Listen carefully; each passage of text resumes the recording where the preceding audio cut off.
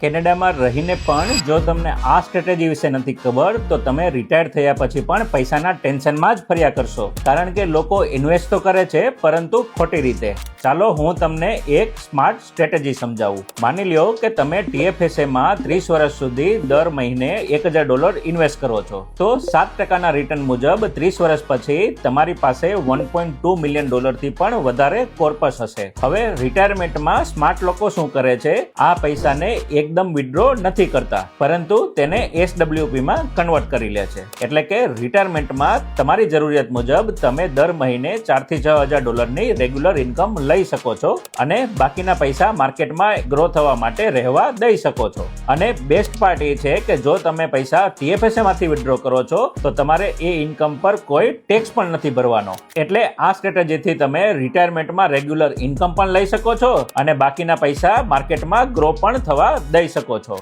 જો તમારે પણ આ સ્ટ્રેટેજીની વધારે ડિટેલ જોઈતી હોય તો મારા પેજને ફટાફટથી ફોલો કરી દો અને કોમેન્ટ કરો યસ, હું તમને ફૂલ પ્રોસેસ સમજાવી દઈશ.